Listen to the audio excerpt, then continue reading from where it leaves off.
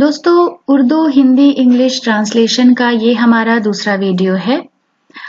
आपकी फरमाइश और आपके मशवरों पर हमने ये वीडियो बनाया है फिर से। और इस वीडियो में हम बात करेंगे कुछ अंग्रेजी मुहावरों के हिंदी और उर्दू अनुवाद या तर्जुमे पर। किस तरह से अंग्रेजी में हम कुछ मुहावरे इस्तेमाल करते हैं और उनका तर्जुमा उर्दू में क्या होगा, क्योंकि जैसा कि हम पहले भी बात कर चुके हैं कि तर्जुमा या अनुवाद एक कला है और उसके लिए आपको अल्फाज का इंतखाब, शब्दों का चयन बहुत सोच समझकर करना है। क्योंकि अगर आप बिल्कुल लुग़वी तर्जुमा कर देंगे तो कभी-कभी उसके मायने कुछ के कुछ हो जाते हैं।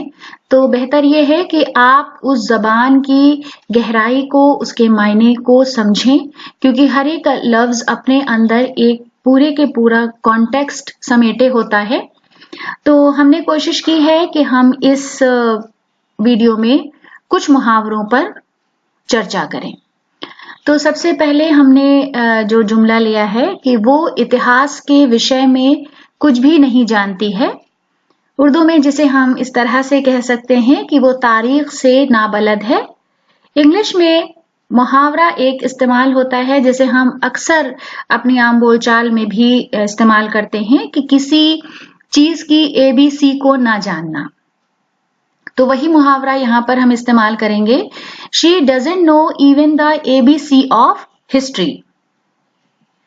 उसके बाद है वो शादी के अवसर पर अत्यंत प्रफुल्लित मुद्रा में है।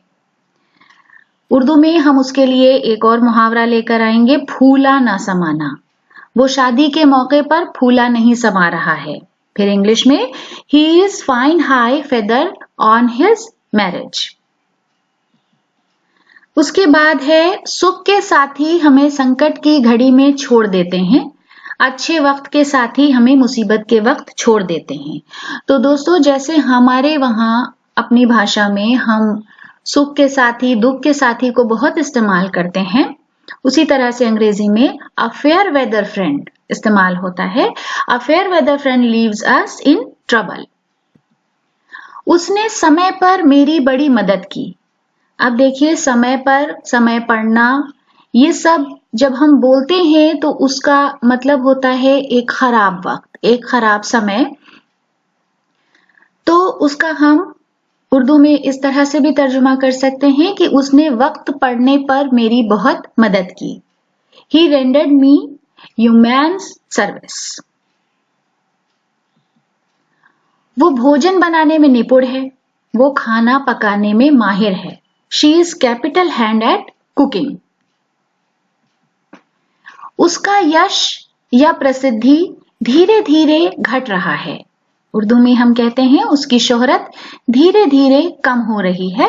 His reputation is on the wane। ये है अंग्रेजी का मुहावरा। वो वैज्ञानिकों की अगली पंक्ति में है। वो साइंसदानों की पहली सफ में है या सफ़े अव्वल में है। He is in the van of scientist। वो अपने प्रतिद्वंदियों को सताने में मगन रहता है।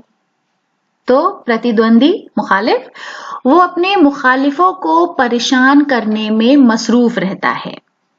तो आम तौर पर हम इस तरह के जुमलों के लिए जहां पर हिंदी में मगन रहना हो, हम मसरूफ लिख देते हैं। He indulges in witch hunt।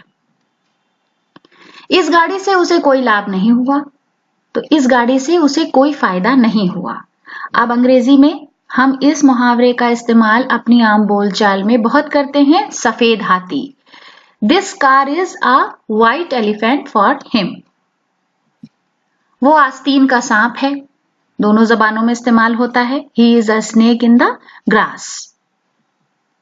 ये भेद सबको पता है, ये राज सबको मालूम है, ये राज अफशा है। It is an open secret। मीठी वाणी सफलता की कुंजी है, मीठी जबान कामयाबी की कुंजी या कामयाबी का राज है। An oily tongue is a key to success। वो ऐन मौके पर पहुंची, हम इस्तेमाल करते हैं She reached in the nick of time। वो तुच्छ व्यक्ति है, वो बहुत गिरा हुआ इंसान है। He is a man of straw. फिर वो ज्ञानी है, वो आलिम है। He is a man of letters. ये भारत के लिए गौरवपूर्ण बात है, ये हिंदुस्तान के लिए फख्र की बात है। It is a feather in India's cap. तो देखिए किस तरह से हम अंग्रेजी मुहावरों का हिंदी और उर्दू में तर्जुमा करते हैं। ये बात अभी अनिश्चित है, ये मसला अभी भी अटका हुआ है या लटका हुआ है। This issue is still an open question. आज वो बिना सूचना के छुट्टी पर है, आज वो बगैर इत्तिला के छुट्टी पर है या बगैर इत्तिला आज वो छुट्टी पर है। He is on French leave today. तो दोस्तों ये हमारी एक छोटी सी पेशकश थी ट्रांसलेशन की सीरीज की। उम्मीद है कि आपको ये वीडियो पसंद आया होगा। आप अपने सुझाव या मशवरे हमें कमेंट बॉक्स में जरूर भेजें, उसका हमें इंतजार रहेगा। बहुत बहुत शुक्रिया।